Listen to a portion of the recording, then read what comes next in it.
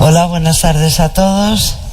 En primer lugar, muchísimas gracias a Espacio. Thank you very much to Fundación Espacio Telefónica for organizing this event. Thank you very much to Mark Stevenson for publishing his book in Galaxia Gutenberg. I haven't introduced myself. I'm María Cifuentes, the editor-in-chief of non-fiction of Galaxia Gutenberg. This is the second book that Mark Stevenson publishes with us. And Galaxia team is a great fan of Mark. Thank you all for being here today, this evening. And first of all, I'm going to make a brief introduction of Mark Stevenson. Mark is a writer, an entrepreneur, futurologist, and founder of the Pragmatic Optimists. He writes for several journals, The Guardian or New York Times, and he is the author of a book, the first book that has been published in Galaxia, An Optimistic Travel in the Future. I don't know how's the title in English. That was really good for the international criticists. He works for Atlas of the Future, and when he published this book, the brief biography that appeared on the sleeve ended up with this sentence: his parents still don't know what he does. I only trust that they already know it, because, well, Mark should tell us about it later on. I'll make a summary about his first book that was highly related to the one that has just been published. That is the continuation of the previous one, so that you can have an idea, to give you a background, to see the relationship between both books. When Mark Stevenson faced his own mortality, he started to think about what the future has for our species. But what's the future, he wonders? And this is the answer that he gives in the book. The future is an unknown territory for which there's no guide. This is how his wish of knowing it came about. The first question that Stevenson made in the book was, what's next? And it was then when we decided to start a journey all over the world to look for answers. Along his way, he went through inside Australia to visit the farmers that can save us from the climate change. He met sociable robots. He talked to a Spaniard that was trying to open a hotel in space, and some of them could feel overwhelmed or even stressed because of the realities that they found in the horizon. For example, the genomic sequence, nanotechnology, synthetic biology, the purification of air through the capturation of CO2. But Mark Stevenson was in the future some years before us, and the result of this journey is that he came back being a great optimistic. The progress of biology, medicine, nanotechnology, robotics, and new techniques to produce energy and food, among other progresses, invited us to figure out a better world that he describes really clearly. In this book, he speaks about his particular sense of humor. He has a lot, and his great narrative capability to explain very clearly all the discoveries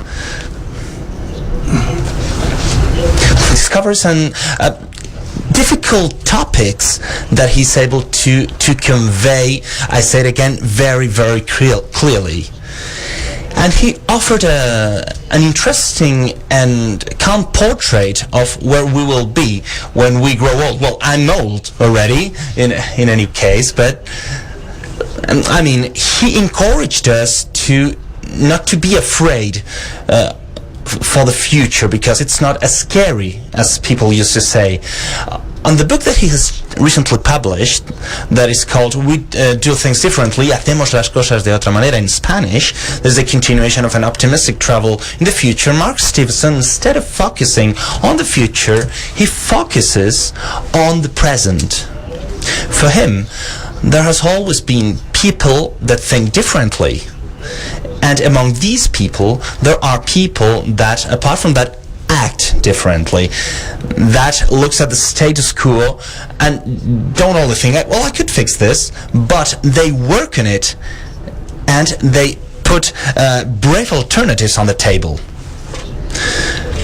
We are at a time in history where the humankind has to change the way it is organized, or it will face a disaster.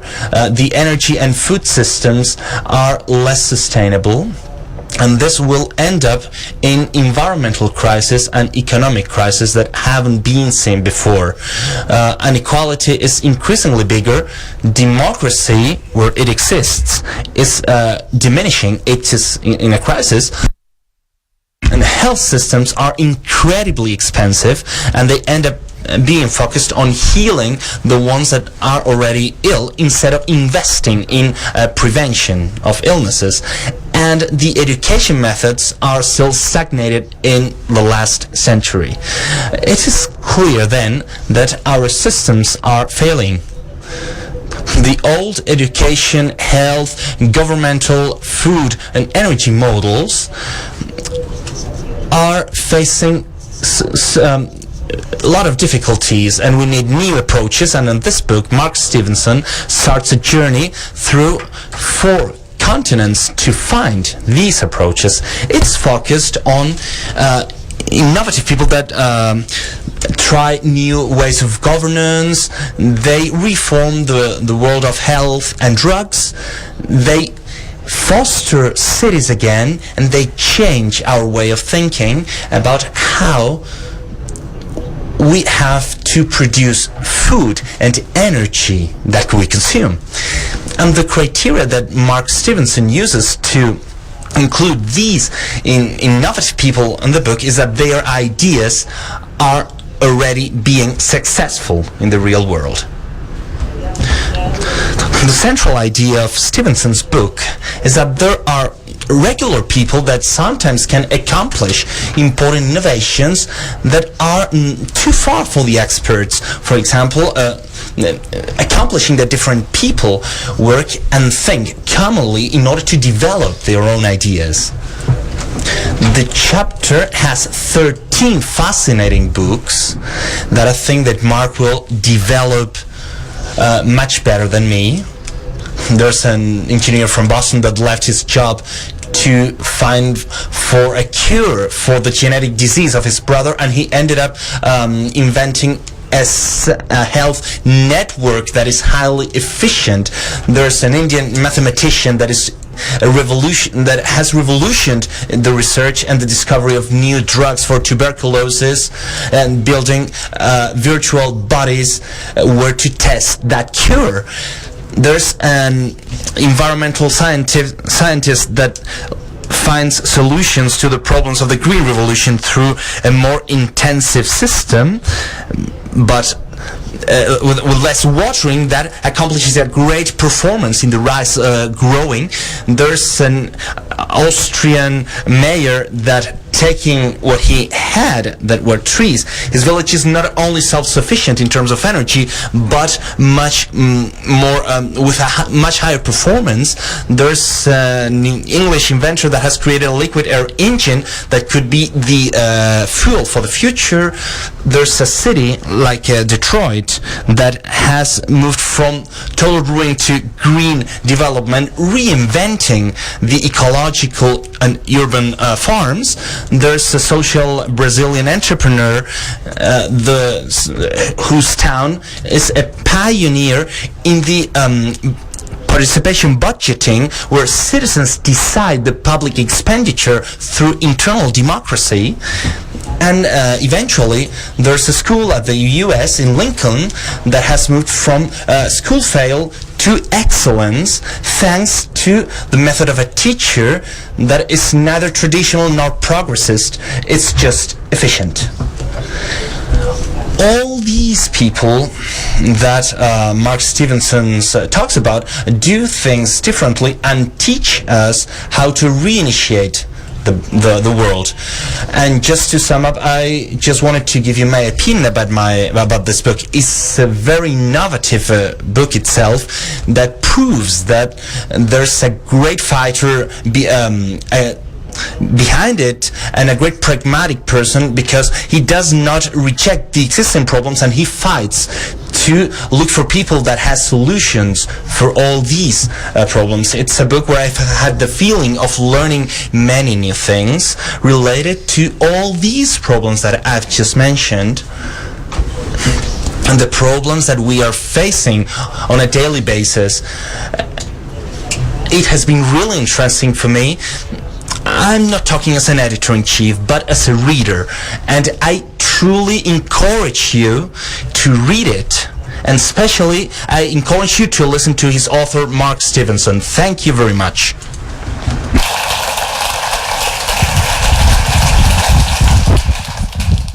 Hola? Let's do that again.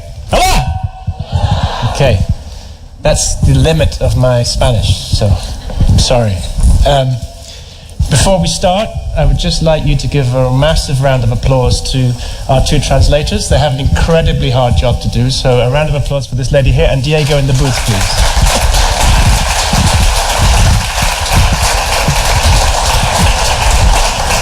So I'm going to start with a fact I found out a few months ago, which is this: the tin can was invented in 1772. But the tin can opener was not invented until 1855.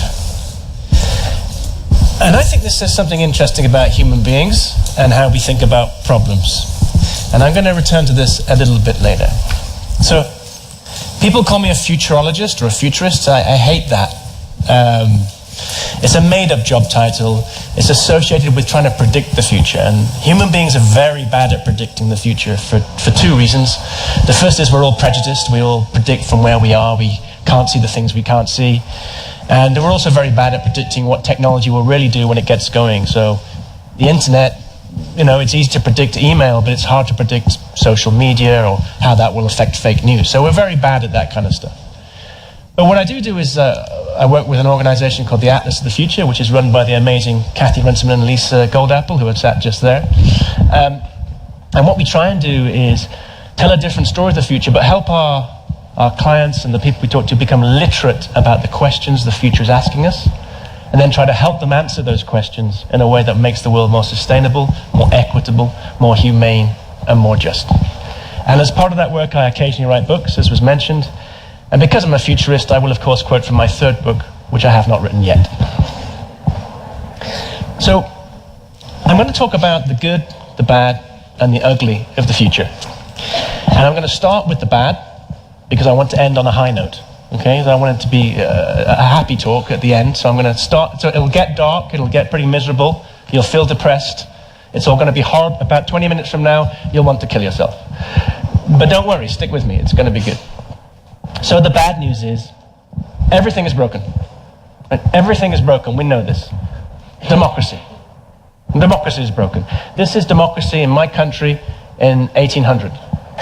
This is democracy in my country in 2017. In the same time, computers have gone from here to here.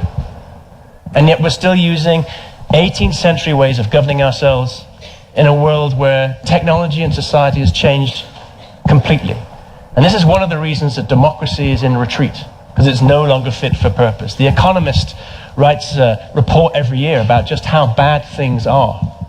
And if you read that report every year, you'll find out, for instance, that only 4.5% of the world's population actually live in a democracy, what you would call a full democracy. And even those are very, very bad at democratizing things.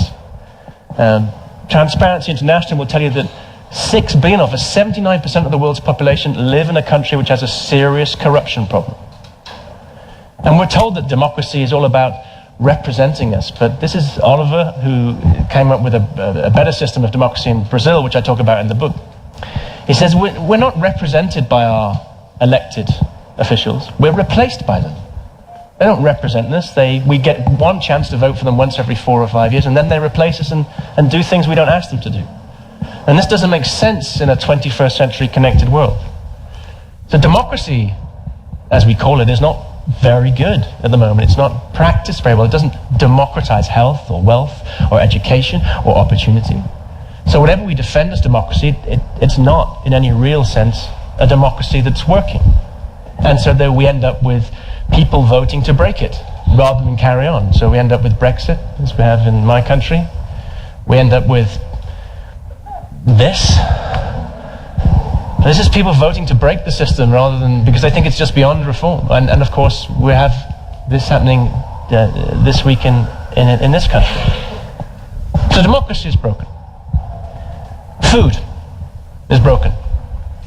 Did you know that between 30 and 50% of the food we grow never reaches a human stomach? It gets wasted between the field and the shop. And this is a problem that happens mostly in developing economies. And why is this? Because we don't have enough fridges. And the food spoils before it reaches the market. At the same time, our agricultural system is putting half of the world's population under water stress. This is because our agriculture at the moment is so thirsty. We have these special strains of rice and maize and wheat that give us high yields, but they only give you high yields if you give them lots of water and you give them lots of fertilizer. And unfortunately, if you do too much of that, you start to destroy the soil. And right now, soil erosion in the US is 17 tons per hectare per year, at a cost, they reckon, of about $44 billion to that economy every year. And there's another thing that's wrong with our food system, which is the amount of carbon, because we now farm so strangely. The amount of carbon in the atmosphere, well, quite a lot of it has come from the soil. This is I'm going to ask you a question. How much of our carbon as a percentage do you think has come from the soil in the atmosphere? Any guesses? There will be a few interactive moments during this, so you will have to interact. How much is it? To be honest, any question I asked, if you say a lot as an answer, that will probably be right. So how much carbon do you think has come from the soil? A lot. Okay, you're right. It is a lot. It's between, depending on which study you read, it's between 1/3 and 1/2 of the carbon that contributes to climate change in our atmosphere has come from our soils because of the way we are degrading our soils, because of the way we farm. So food is broken. Healthcare is broken. And here's one example, which is obesity. So we have a massive increase in obesity. This is what's happening in America. This is happening in lots of Western economies. So pharmaceutical companies, they decide that they're going to come up with, guess what? Lots of drugs for obesity. Which is strange to me, because most forms of obesity can be cured by not eating so much and going to the gym. You don't need a drug to cure most forms of obesity. At the same time, however, we have resistant infections spreading around the world, drug-resistant infections, and the more red the graph gets here is the more resistant tuberculosis has become to the drugs that we have for it at the moment. And drug-resistant tuberculosis kills 4,000 people a day. So what do the drug companies do about this? This is what they do about it. Absolutely nothing. Now, why is that? Well, it's because tuberculosis is a disease of the poor. And it turns out that drug companies say, well, it's very expensive to make drugs.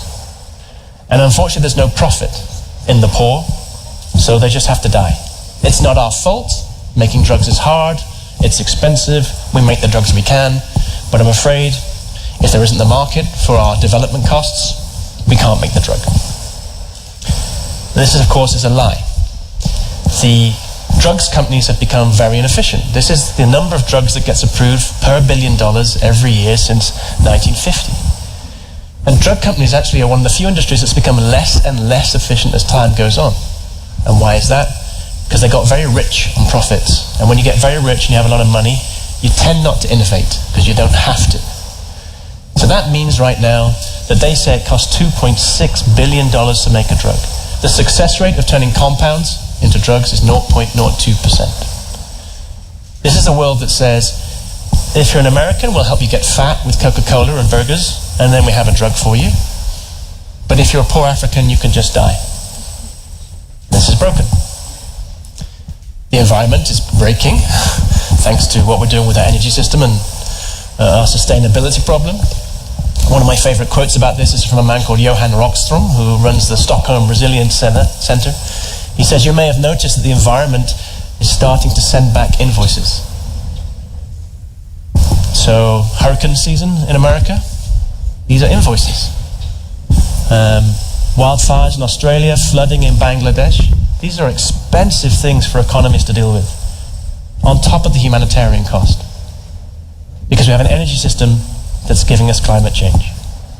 And on top of that, the energy system is giving us air pollution that kills nearly 500,000 people in the European Union alone, every year. So our energy system and our corporate systems are not taking the environment seriously. And a man called Pavan Sukhdev tried to work out what the cost of that was to humanity. Because at some point we'll have to fix that problem. If the environment doesn't work, none of our jobs work, none of our economies work, nothing works. So what's the damage that's being done every year? What is the figure? What's the dollar figure? And this is controversial to try and put it as a dollar figure, but it's an interesting way of convincing governments and investors to think about it. So we tried to come up with this figure, and he wrote this brilliant report. What do you think the figure was? A lot. Right, it was a lot. It was $7.3 trillion a year of damage we're doing to the environment that we're going to have to fix. We're going to have to pay for at some point if we want to survive as a species. A third of the profits of most companies would not be there if they had to pay for the damage they were doing to the environment. And of course the bad news is we are going to have to pay it at some point. As Gaylord Nelson, the great American senator, once remarked, the economy is a wholly owned subsidiary of the environment, not the other way round. So, broken. Wealth is broken because all the wealth is pretty much owned by very few people now, because of the way we value things and the way the financial markets work and the way property rights work. To the extent that 3% of the world's population owns 69% of its wealth, while 41% of the population have to share 0.7% of the world's wealth. This is broken. I think it's nicely summed up by this cartoon I use a lot. Yes, the planet got destroyed, but for a beautiful moment in time, we created a lot of value for shareholders. Another cartoon I like is this one. Dad, I'm considering a career in organized crime, government or private sector, son. This is broken. The world of work, of course, is broken as well, because we all know this, and we all realize that we're working for a system that somehow doesn't fit with our values. When we complain about these things in the bar on a Friday night, where somehow there's an uncomfortableness in us because we have to go back to work in that system that's causing all these problems in some way on Monday morning, where we chase shareholder value over justice, where we help some people in power over sustainability.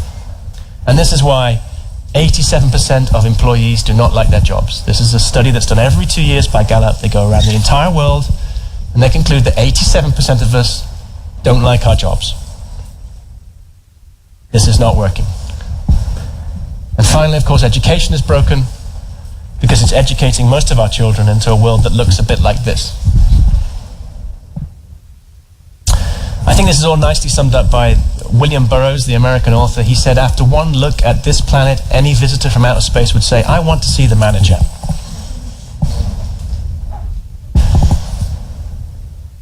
So what happens? We understand this, we know this. What happens is that governments or corporations come to people like me and they say, I tell you what we're going to do. We're going to innovate. We're going to change the way we do things. We're going to think differently. And this is usually a complete lie. This is usually what they mean is they'll get some consultants in to rewrite the human resources manual with the word creativity in it. They'll have a nice new logo. They'll do some corporate social responsibility work that's, a tiny, tiny fraction of their profits. This is not innovation. And why does innovation not happen? Well, the most important thing I think ever said about organizations, it's 5 words long, and it was said by a man called Peter Drucker, a management theorist. And he said this: culture eats strategy for breakfast. You can know this stuff, but if you're not prepared to change the culture of your organization to address the questions the future is asking us, if you're not prepared to think differently and free the people who work for you to think differently about the big questions rather than keeping them focused on shareholder value or keeping a particular politician in power, then you can know all this stuff, but nothing will change. There's a quote I use a lot from a novelist called Upton Sinclair, which I think again explains why organizations find it hard to innovate. And it's this. He says in one of his novels, "It is difficult for a man to understand something when his salary depends upon him not understanding it." And that is, of course, most of us. At some level, we all work for the existing system, and that's how we feed our families, if you're lucky enough to have a job. And therefore, when a new system comes along and challenges that, guess what? You get resistance. So what is innovation really? Innovation is the culture of asking the right questions, the big questions, the questions that say, how do we make the world more sustainable, equitable, humane, just, happy? So that was the depressing bit. Now, I'm not going to talk to you about people who are asking the right questions and have taught me in the work that I do that we can fix this. It's not all dark. Eleanor Roosevelt famously said, "The future belongs to those who believe in the beauty of their dreams." And I spend a lot of my time hanging out with people who believe in the beauty of their dreams and then go and make incredible things happen. And I want to tell you some of their stories that are the stories in the book. So here are 2 happy guys. This is Peter, the dads, and Reinhard Koch. And they live in this town in Austria. Now, at the back end of the 1980s, this town was on its knees. It had mass unemployment. The economy was a disaster. And the mayor, Peter and Reinhard, said, well, what are we spending our money on? By the way, they had the lowest wages if they did have a job, you had the lowest wages of anywhere in Austria. And they worked out that the town citizens and the municipal government were spending a lot of money on fuel and electricity. In fact, 6 million euros a year. So Peter and Reinhard hatched a plan to take control of the town's energy system.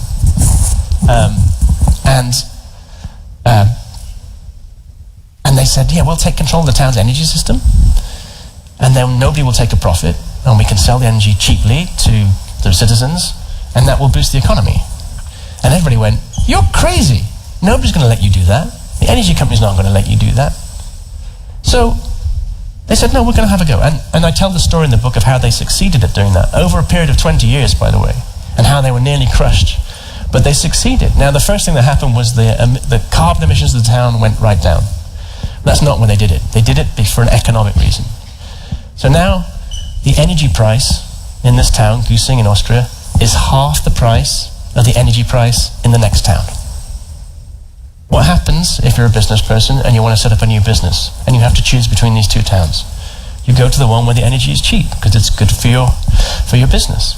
And so the town now of 4,000 people has 50 new companies, 1,100 new jobs. They have full employment. The town is booming.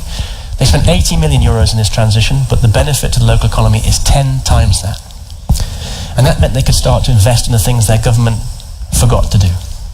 They could invest in health and roads and education. And they even invested in a sports hall and the sports facilities for local kids. And you know what happened? Their local basketball team went on to win the National League from this small town in Austria. Even the Terminator is impressed. He says the whole world should become Güssing. This is part of a big shift that's happening towards renewable, community-owned energy that's happening all over the world. I want to talk about energy a lot because it underpins everything else. So right now, if you live in Dubai, You can buy solar energy at 2.3 cents per kilowatt hour. That's about a third of the price you'd pay for gas in Europe. Now, Dubai's very sunny, but you can see where this technology is going, because solar's getting really cheap now. To the extent that, well, here's another question. How many solar panels are we installing a day as a planet? A lot is the right answer. It is 500,000 a day right now, being installed every single... This is, by the way, these are 2015 figures, so it's probably more now. We're on this big shift because renewables are getting cheap now. But then there's another technology I talk about in the book, which I think is even more exciting, and it's called the Internet. It was invented by this guy, Bob Metcalfe. Bob invented Ethernet, which is one of the technologies that underlies the Internet. And he was asked, after he'd sold his company for $17 billion, to think about the energy problem by MIT in Boston. And he said, why don't we do to energy what we did to information? When we created the Internet, we created all this software that sits on top of the wires that allows anybody to play in that space. You can build a modem without having to worry about building a browser. You can build a e-commerce shop without having to worry about the technology underneath. So we opened up that information space to everybody. And of course the amount of information went up, because now everybody could play in it, that space, and the cost of information went right down. And he said, why don't we do the same with energy? Let's put some software on top of the existing energy grids that allow anybody with a solar panel to play. So that if you want to sell your energy from your roof to your neighbors at cost or at a discount, or give it to them for free, you can do that if you want to. Now everybody said, that never worked, Bob. Energy is not like information. But of course, it already does work. This is Van der Bron. It's an energy internet that already works in the Netherlands. 80,000 customers freely trading their energy on an internet, and they're paying less than if they'd gone to the utility. I talk about this company in my book, Open Utility. They're based in the UK. They've now created an energy internet that's trialing in the UK at the moment and working fine. The technology works. And pretty soon this will become normal, because at the moment the energy companies tell us that, well, we power the economy. But very soon they'll be on the wrong side of their own argument, because if they don't open up the market, they won't be powering the economy, they'll be throttling it by keeping the energy expensive. Now I can talk about economics and technology a lot, but I don't think these are the things that really convince people. I like to talk about what I call mother convincing arguments. I don't mean your mother, I mean my mother. So my mother has no idea what I do, okay? She's completely flummoxed by my entire career. But if I can make my mother look up from the book she's reading, usually a crime novel, and go, that's interesting, then I know I've got something that can work for most people. So I'm going to give you the 3 things that made my mum go, okay, no, I get the energy transition, I understand. Yeah, you're right. Here's the first. It's called the Green Tea Coalition. These are Green Party members and Tea Party members forming a political coalition in America today. Now, just let's think about that. That's generally left-wing, environmental, tree-hugging, sandal-wearing people making a deal with generally right-wing, gun-toting, evolution-denying rednecks.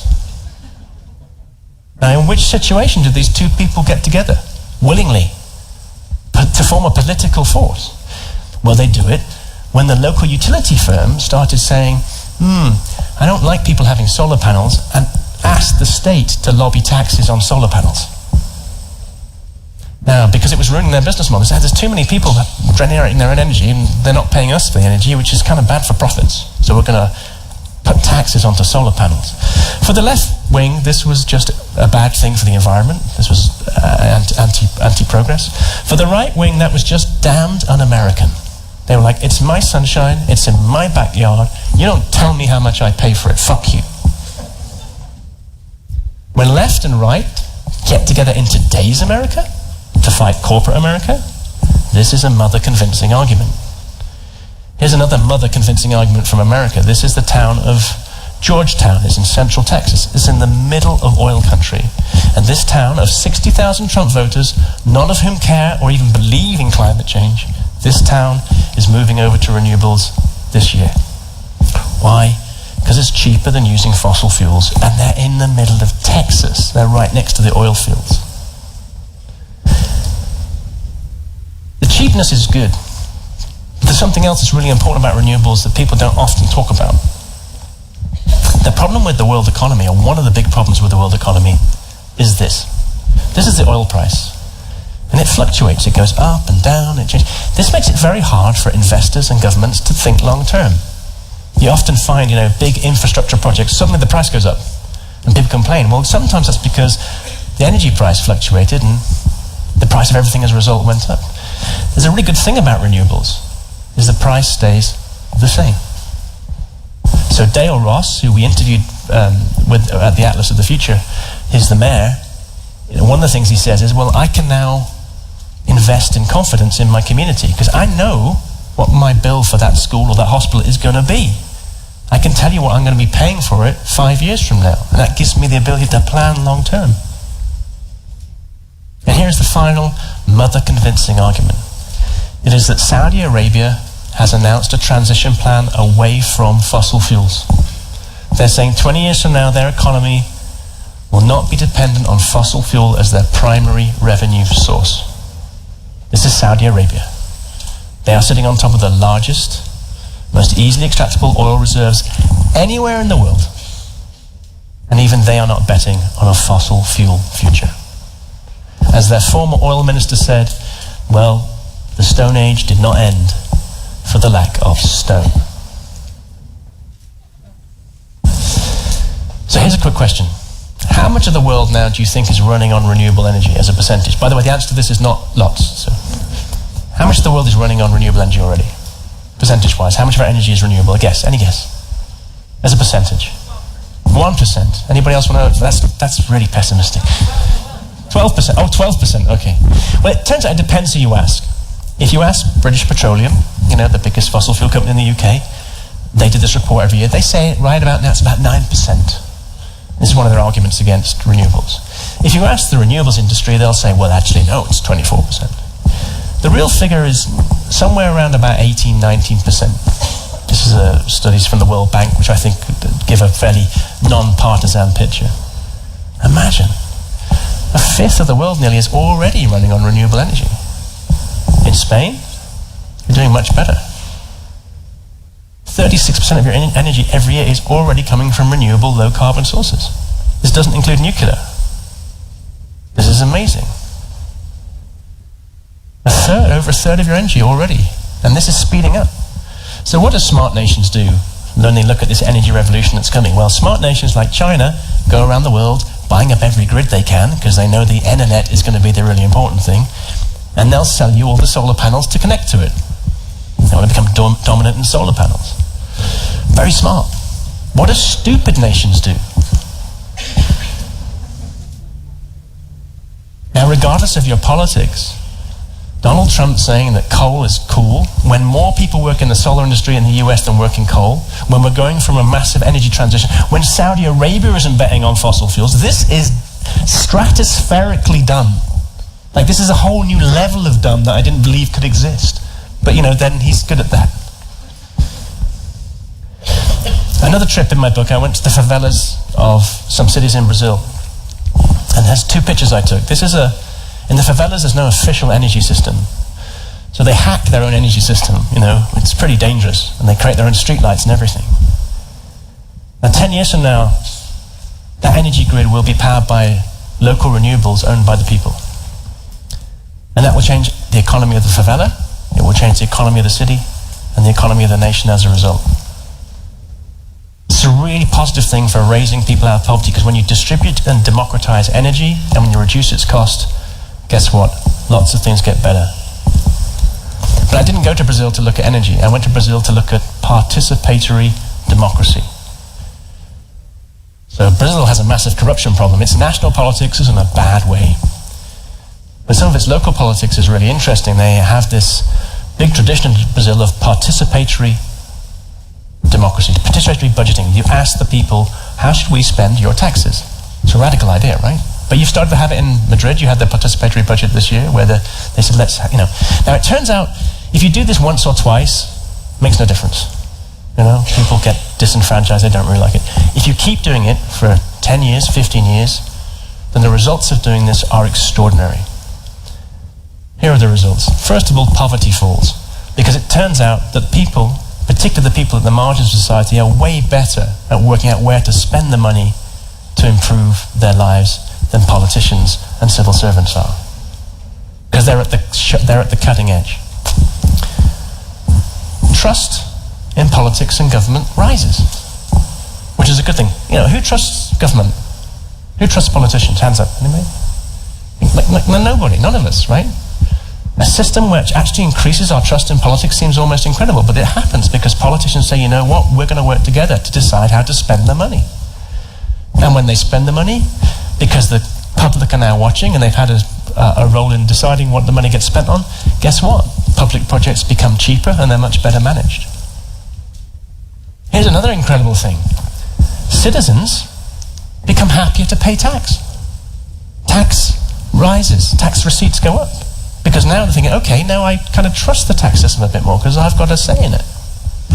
And because the public are now involved in this and deciding which projects the money should be spent on, and because they've got politicians who are kind of engaged with that process, corruption goes down.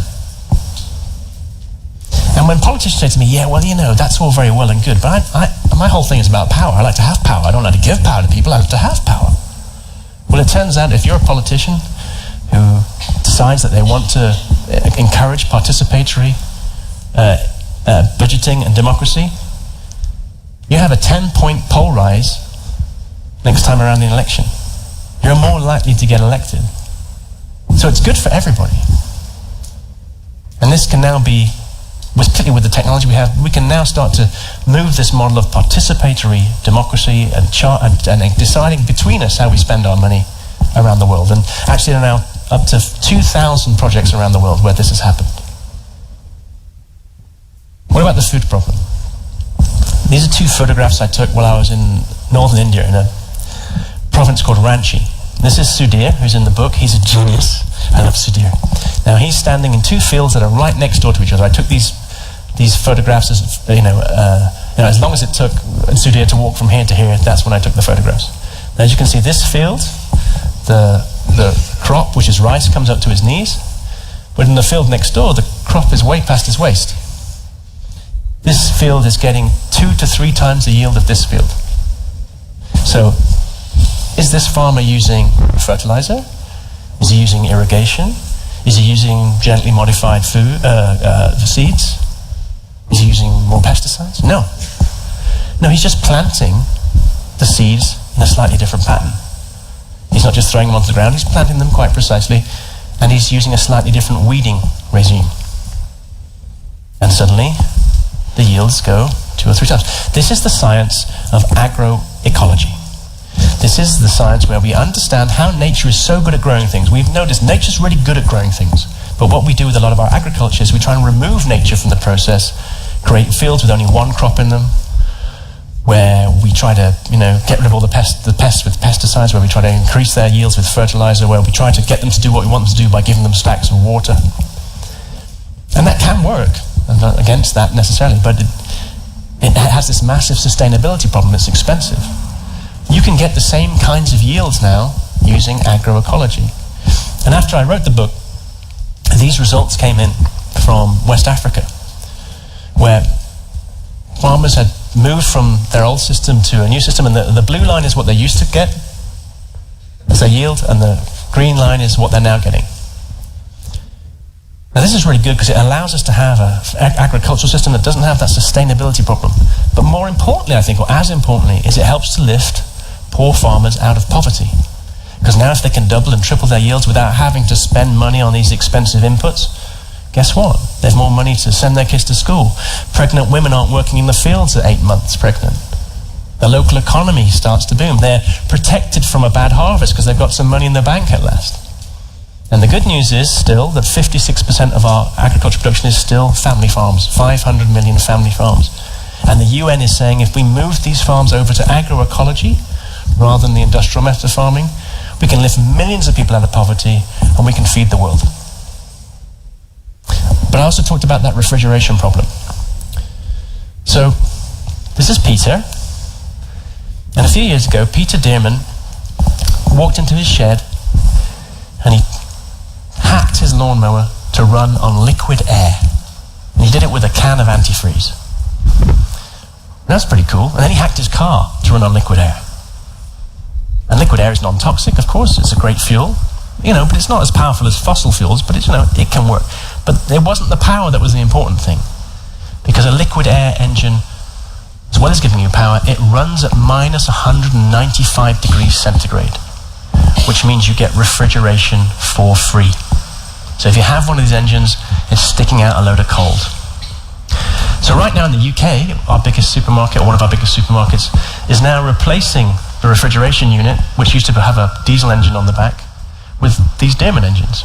But more importantly, this technology provides a non-toxic, easily deployable refrigeration system for the developing world. Because you can make liquid air pretty much anywhere, it's not difficult to do, and you can do that using renewable energy. I talked about the drugs problem. These are three geniuses. This is Samir, and Anshu, and Rohit. And Samir, very senior Indian scientist, he says, I'm fed up with this drug development model. I've got 4,000 people dying from tuberculosis every day. We have to find a better way of making drugs. And he asks this question, he says, why do we not make drugs the same way we make cars and airplanes? Because today when we make cars and airplanes, we make them in a computer first. And we work it all out in the computer, and then we make it in the real world. Well, actually, there's a really good reason why you don't make drugs in a computer. If you want to build something in a computer, you don't have to build it in the computer, but you also have to simulate the environment in which it's going to operate. So if you simulate an airplane, you also have to simulate the winds and the ground and all that. If you want to simulate a drug, you have to simulate the bacteria. And bacteria are incredibly complex. If any of you are systems biologists, you will know that the simplest bacteria is a nightmare of complexity. So trying to simulate it is not easy. In fact, as Samir explained to me, the way you would do it is you would read every single scientific paper that had ever been written about tuberculosis, of which there are about 50,000. You'd have to decide which of the research in those papers was any good. You'd have to check it all and see, well, does this actually say something that we need? You'd have to extract that data, and then you'd have to attach it to the genetic code of the tuberculosis. So you could start to work out what gene does what, under what circumstances, where the gene begins, where the gene ends. To create, and you'd have to capture all of that information in a way that was understandable to a computer, so the computer could then build the simulation. And this is impossible to do. No one institution can do this. It's too much work. In fact, Samir told me, we worked out that if we tried to do it at my laboratory, it would take us 300 years, which is no good. And then Anshu says, well, why don't we crowdsource that information? There's stacks of students across India working on medical degrees and chemistry degrees. They can read the papers. They can extract the data.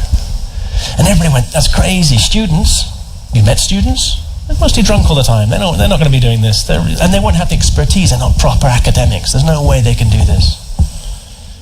Well, they created a system that slowly teased out the very best students. They had a system which checked everybody's results 5 times over. And they got all the information they needed in 4 months. And then they gave that information to this man here, Rohit, who is a genius, by the way. He's an absolute mathematical genius. And he turned that into a computer model of tuberculosis with Samir's help. And very quickly, they came up with 11 new ways to attack tuberculosis that nobody had ever seen before. They found 4 new drugs for tuberculosis. Drugs that already existed, but they worked out could be used in the treatment of tuberculosis. They gave away all the information. They gave away the simulation. You can download it. You can come up with your own experiments on tuberculosis at home if you want. Now here's how much they spent. $15 million, not 2.6 billion. They had hardly any money. They innovated because they had to.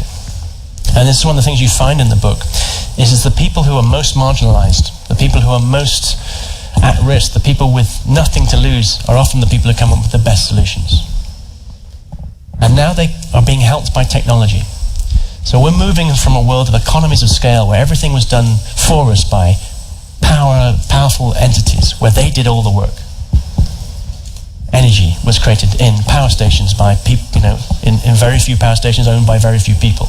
And now we're moving to a distributed energy system that's owned by us. We're moving from this economy of scale to this economy of distribution. And that offers us enormous hope for the world. Systems change that actually works has a couple of characteristics that I think that come out of the book. It comes from us. It comes from bottom-up teamwork. It doesn't often come from top-down. It comes from the people at the sharp end. It's often powered by a new technology that allows us to connect or do things that were previously only available to people with money and power. And when we get that power, when we get those tools, we start to do the things that actually as citizens we're interested in. We create the social contract again. It's no longer about shareholder value. It's about justice, sustainability, compassion, humanity, community, conservation, the things we actually care about when we're having a drink. And often, this is all catalyzed, this is all made possible by an outsider. Somebody who was forced to challenge the system because of what the system had done to them. They weren't from within the system, they were from outside it, and they decided to change it. And there's lots of stories of outsiders in this book. And what they're very good at, these outsiders, is creating what I call participation viruses. They make it easy for you and me and their colleagues and their neighbors to get involved. That's what Anshu did with the crowdsourcing. That's what they did in Goosing. They made it really easy for the citizens to get involved with the change, and so on. There's a guy called John Alexander in the UK. He runs something called the New Citizenship Project. And he sums up this shift we're going through, I think, really brilliantly.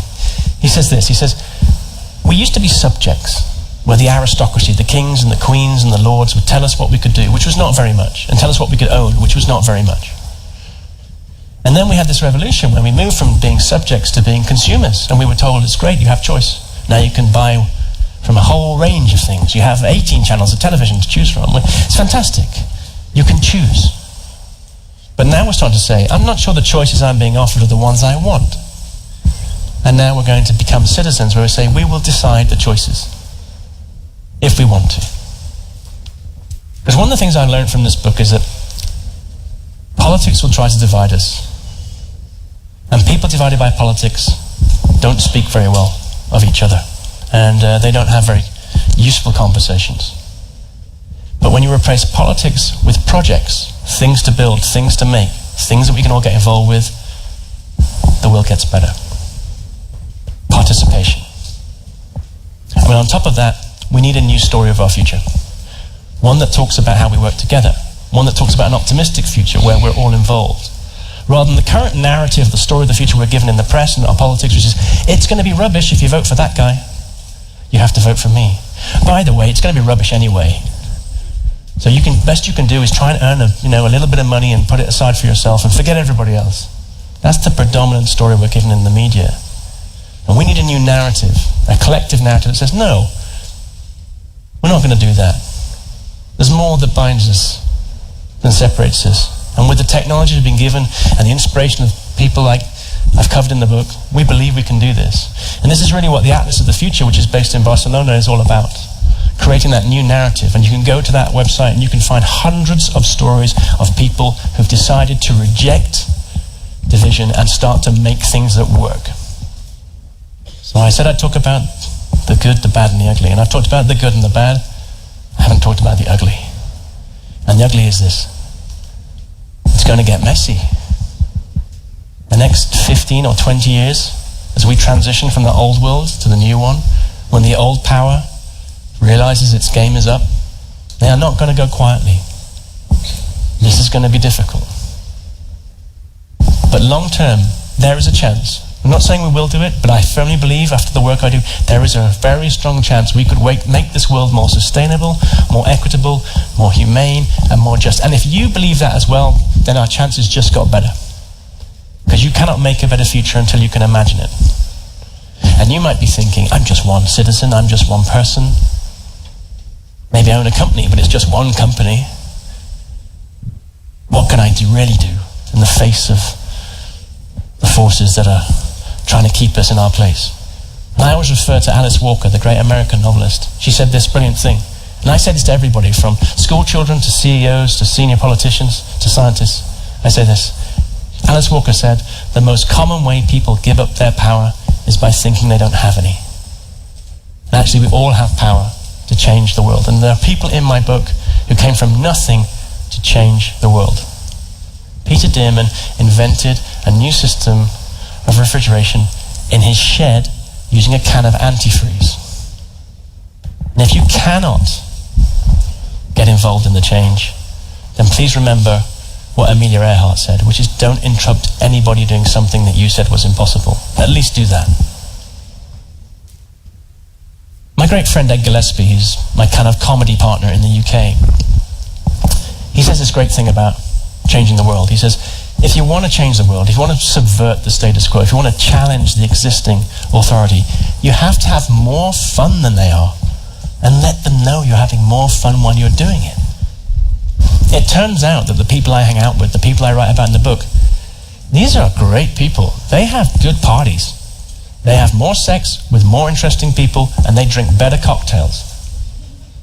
Getting on the side of making the world a better place is the best party in town. If you're feeling I don't know what to do, hang out with people who are already trying to change the world.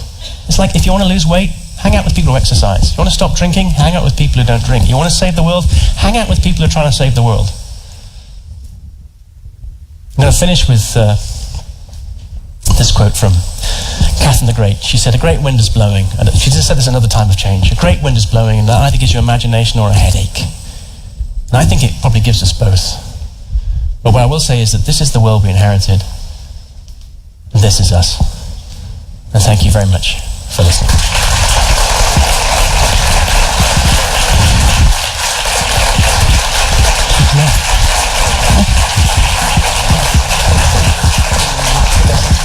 Okay. I think we have questions now, is that right? Okay.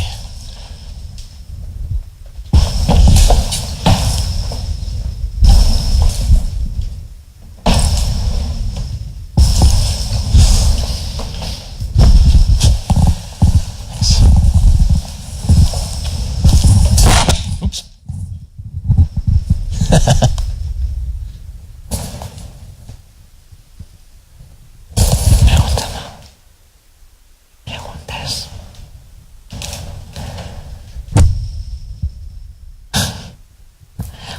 Just a momento.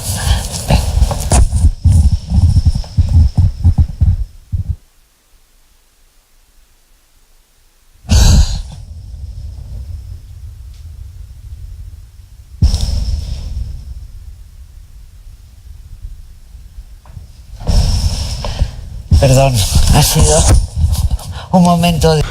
Sorry, I was just having some doubts. Now they're going to mention the questions that have arrived through the hashtag, but if you want to pose any question, please feel free.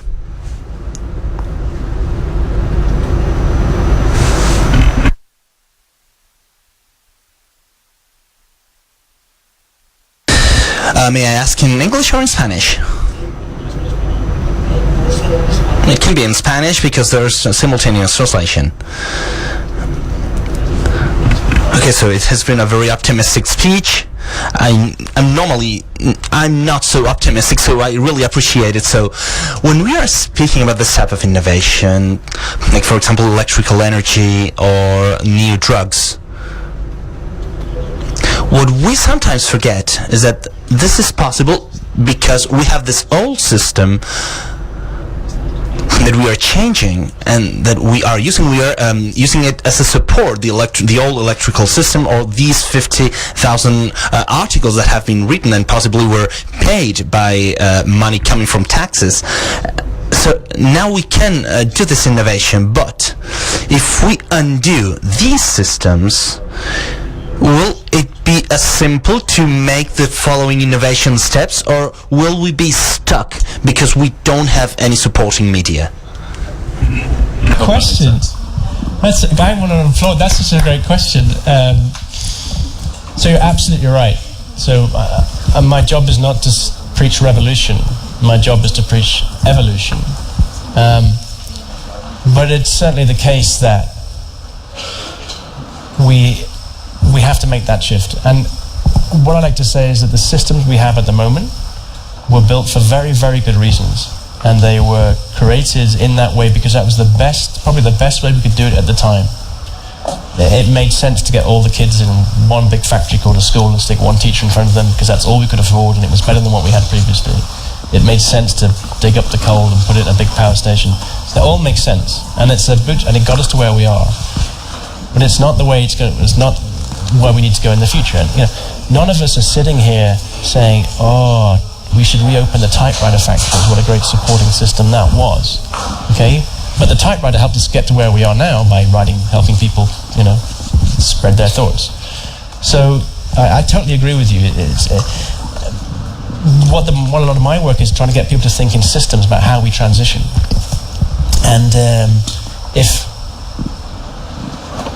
if we just have this slavish deference to the old system, we'll never invent the new one. And as I think we're all agreed, the old one is broken. That's not to say it was bad when it was created, but it's bad now. I mean, you don't act the same way, as you did when you were 14. Right, I'm hoping. Sometimes after a drink, maybe. But, we have to evolve, we have to grow. And what I'm trying to do is say, look, good systems, the old systems, good at what they did, but no longer right for where we're going. And can we make that transition smoother? So, I spend time, say, sitting with an energy company and trying to encourage them to embrace an Enernet and renewables. Now, they can either go with that, which is good for their employees and good for society, or they can resist it, which means they'll die. So it's not one or the other, but I get very concerned about the transition because a lot of people get hurt in the transition. A really good example of that is artificial intelligence at the moment. Lots of jobs are going to be automated. Driverless trucks are a really good example. 3.5 million truck drivers in America, all out of a job in 10 or 15 years' time. Now, are the logistics firms thinking about that sensibly? Is the American education system thinking about that sensibly? Does the healthcare system in America prepare itself for mental health issues amongst truckers in 10 years from now? And the answer at the moment is no, not really. And we're not thinking about that. And that's why I do the job I do, to say, look, we are going to have to do this transition. And it is, as I said, it's going to be messy. And I hope that the work I do and the work the Atlas does and lots of the people and the people in the book is we're trying to make that transition less messy. But it is going to be messy, and we are going to have to say goodbye. I like to say this to a lot of my clients. I say, look, taking the future seriously is going to hurt, and it's going to cost some people their jobs. But not taking it seriously is going to cost everybody their jobs and hurt way more. Una pregunta más, sí. Any other questions? There on the right. Muchas gracias. Bueno, felicidades por Congratulations on your talk. First of all, you were talking about the impact that this transition was going to have on employment and unemployment. I would like to know your opinion about what would be the solution, if the basic revenue, the basic income could be a solution. That can be an approach. What do you think about that? Okay, so universal basic income is a really interesting idea. Just before I get to that, one of the things that we have to do is create an economy of jobs that machines can't do. So I collect headlines from the last 200 years that say machines are going to take your jobs. One of my favorites is one from, I think it's the Times in the UK. It says, Prime Minister must act to stop job-destroying microchips. So it is not the case that technology destroys jobs on the whole. What it does is it creates a new economy. Before the Industrial Revolution, we had lots of farm labourers, and after the Industrial Revolution, we didn't have many because machines could do a lot of the work. But we had more accountants and teachers and journalists and whatever, because we had a different economy of things the machines couldn't do. And we have to create a new economy of things the machines can't do. So first, I don't think that we necessarily need to think about universal basic income as the only saviour, because if we can create different economies, of those kind of jobs, and the future is jobs of collaboration, empathy, teamwork, caring, teaching, literacy, all these things that machines are bad at. Maybe we don't need the universal basic income as an idea. But I think it's interesting that we have this fear that we're all going to be out of work. But it's certainly the case that some nations who don't understand the future, are not asking themselves the right questions, will find themselves in an even worse position than Spain is right now. I mean, Spain has terrible levels of youth unemployment because it's failed to create an economy of high-value jobs, an education system that will feed those jobs. So I'm not sure universal basic income is the answer. I think it's the wrong answer to the wrong question. And the question is, what sort of economy do we need to build? And the answer is an economy of jobs the machines can't do, higher value jobs, and an education system that educates us into those jobs. The problem is the education system, it only values the things you can measure, which tend to be the things machines can do, numeracy, that kind of stuff. It's very hard to examine whether somebody is empathetic, or is a good team player, or has the ability to ask a good question. These are not things that we really examine, and we need to. So I think we're asking some of the wrong questions, and I think universal basic income is a really interesting idea, and I'm not decrying it. I think it has a lot to add to the argument. But I think it comes at it from an assumption that human beings will be made redundant by machines. I don't think that has to be the case. But certainly in some countries they will be, because my friend Juan Enriquez, who I talked to in the book, says there will be whole nations who end up on the scrap heap because they don't understand the future. And so, and if that happens, they won't be able to afford universal basic income anyway. So, but I'm open to changing my mind on that, because I haven't done enough research into UBI yet to give it a really proper criticism. So I may change my mind. ¿Hay alguna otra pregunta? Are there any other questions? Yes.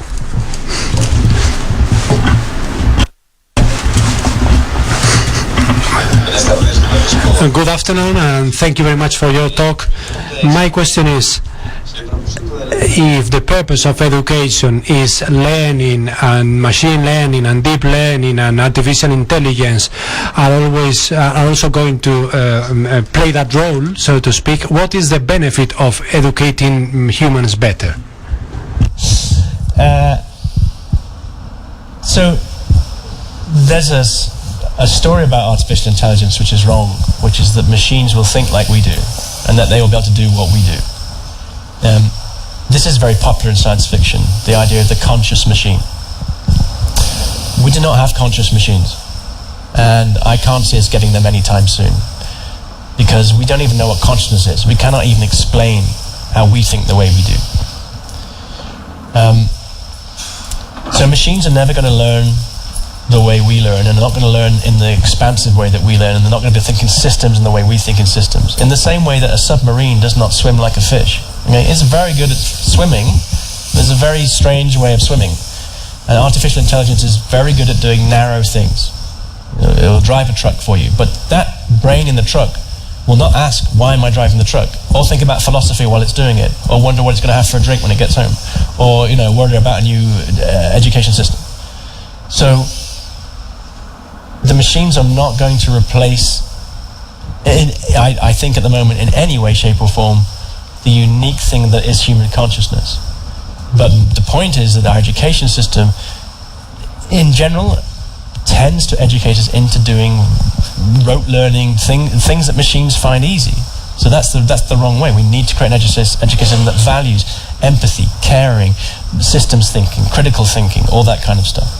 So I'm not worried about the machines like Terminator, being conscious and deciding to destroy us. They're just not. There's no argument I can see convincing that says that's happening.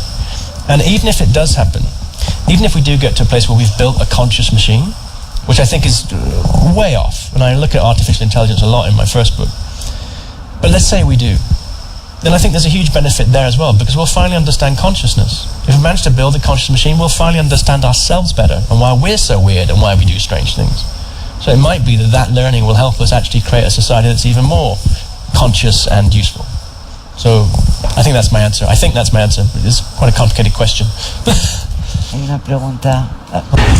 Any other questions?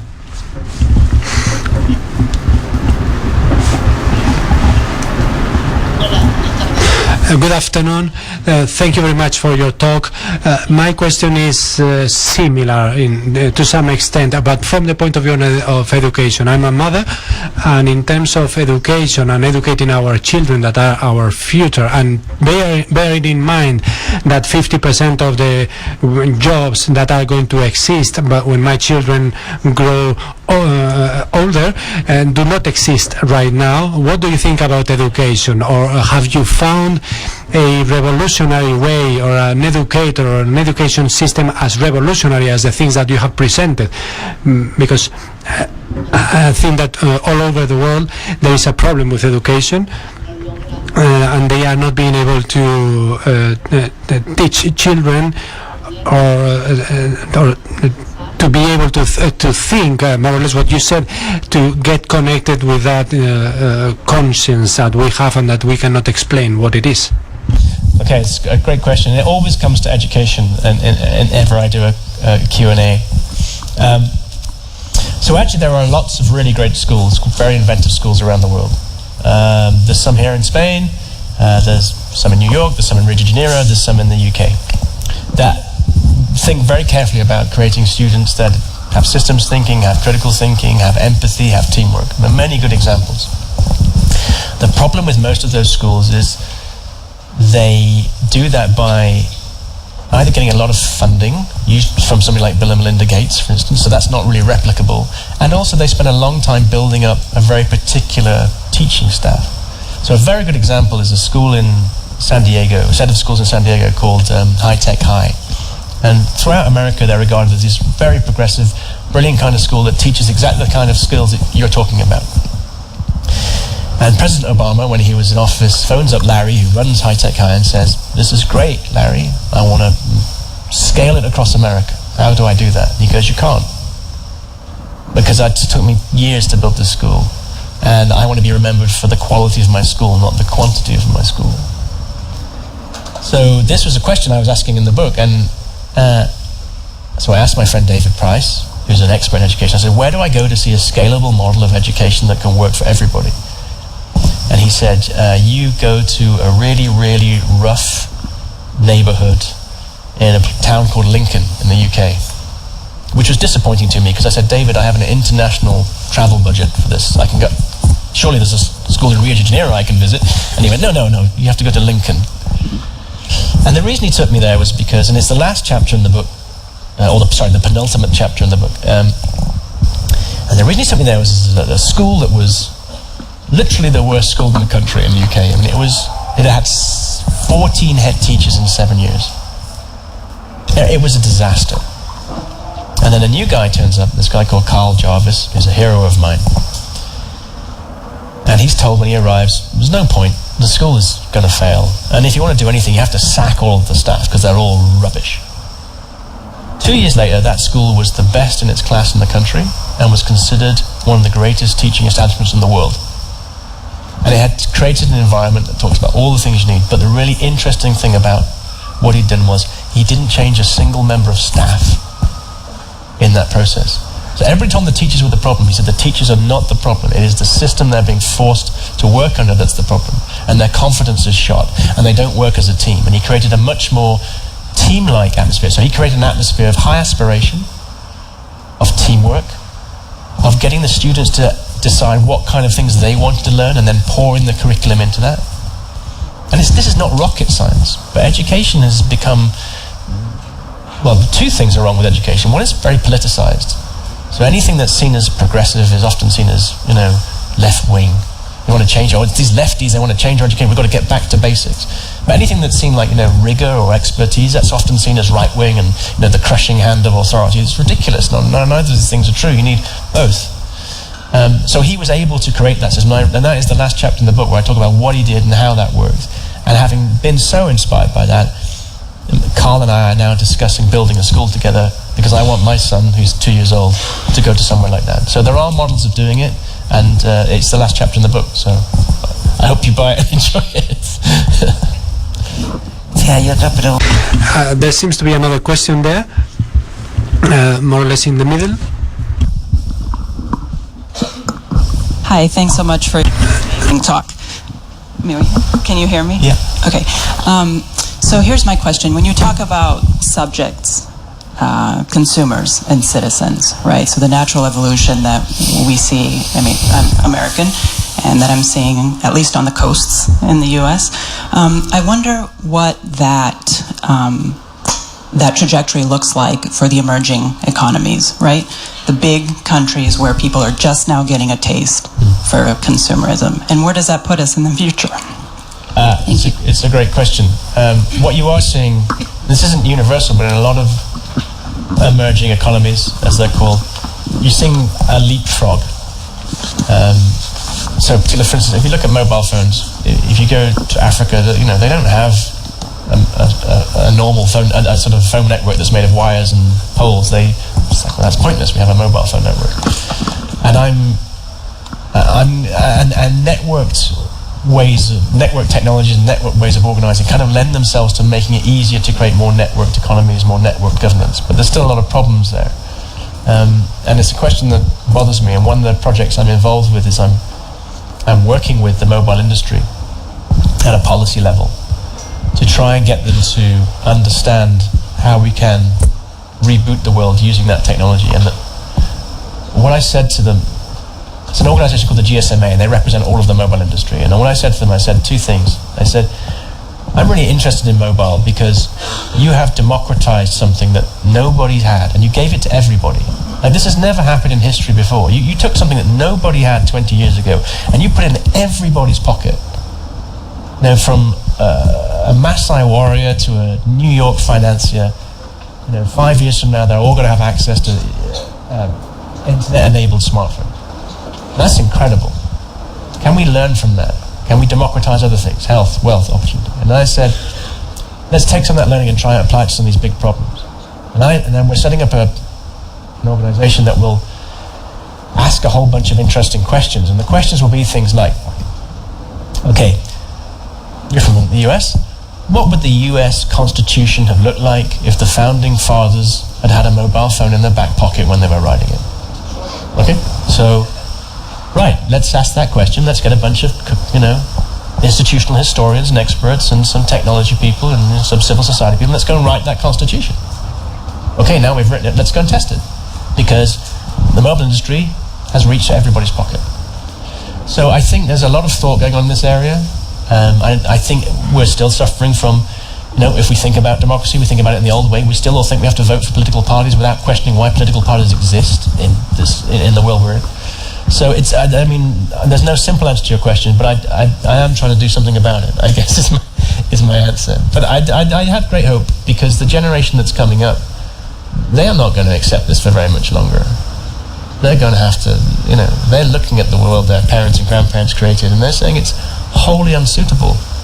And at some point, some nation is going to experiment with a participatory democracy way of doing things, a network way of doing things, and the competitive advantage of them doing that will be so enormous other people will follow.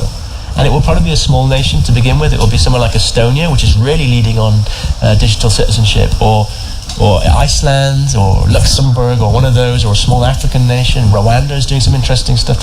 And people go, wow, that works really well. And actually they're now out competing us. So I don't know the exact answer to your question, but I'm hopeful that we will get there, and I'm working on it as best I can. There is time for one more question, I think. Here. Good afternoon. I would like to congratulate you for your talk. I think it was very inspiring, incredible. My question focuses on economy. Although we are trying with all these new ideas to reboot the world, all these processes lead us to the same point, which is an economy that is going to surround all these processes. There has to be a change in economy. What is your opinion in that respect? How can we propose a change regarding economy? For example, we have bitcoins right now that are working, but not fully. But there should be something else. Someone in some place in the world that is thinking and creating something to revolutionize the economy in such a way that is not an end in itself, because people are just accumulating money, and that shouldn't be the future economy. What's your opinion in that respect? Okay, so a really easy question, thank you. Actually, this is my third book. This is the book I want to write next. So, to try and answer your question is no simple answer to your question, but let's try a few things. The first is that, as you say, the economic model doesn't value the things that we value. Now, if you look at this book, one of the things that happens is when you reduce the cost of energy, you reduce the cost of everything else. And when you democratize the cost of energy and it's not owned by people, that has very profound effects on the way power is distributed, not just the electrical power, but actual power. And one of the things I found with the very wealthy that I sometimes ask me to help them think, is you've started to notice this really interesting increase in philanthropy and rich people starting to say interesting things about climate change and social justice and inequality.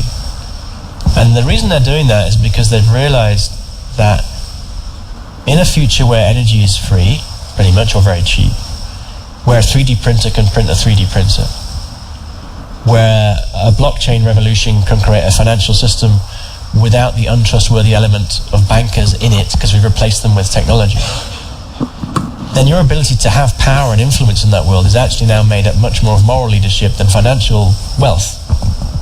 And I think that's a really interesting shift we're going through. I think it's going to take us 20 or 30 years to get there. But there is a fundamental problem at the heart of democracy, which is how we think about property. So if you ask a political philosopher what defines a democracy, they will always come up with this list of things: a free press, a judiciary that is not overly influenced by the government, the rule of law, the chance to vote, everybody's vote is equal. And there's another thing that gets mentioned but people don't really talk about because it's complicated and difficult, and it's the idea of property rights. And what that says is, in a free society, you as a citizen are allowed to own an idea or a thing, and you're allowed to derive an income from that. And this is a big advance, because it used to be that, the aristocracy owned everything. We couldn't own land or even our own ideas. It's a great idea, but the problem with it is, as soon as you have slightly more of those property rights than the person sitting next to you, you can buy their rights off them. And that's a fundamental, and I think there's something very interesting about that. So my hope is that if we can move to a world of abundance, where energy gets cheap, which means desalination gets cheap, which means agriculture gets cheap, which means innovation in education gets cheap, everything gets cheaper, then that may fundamentally change the very assumptions of how the economy works. Because the economy at the moment is designed to manage scarcity. It's saying we only have limited resources, and therefore we have to manage those in a certain way. And at the moment, what that seems to mean is some very rich people grab hold of as much resources as they can, and the rest of us have very little. But if you change all that with a world where we have more food than we need, where we have more energy than we need, where we have a sustainable environment, and we have a financial system we can trust using the technology you've started to mention, blockchain and Bitcoin, then maybe that's a route out. May not be, we may not get there, but I think that's a definite hope in that direction. I hope that kind of answers your question. It's not a simple question to answer. And I've got to write a whole book about it. So I tell you what, ask me that question again in about 3 years. Bueno, pues hemos consumido ya. Well, we have taken up all the time that we have available.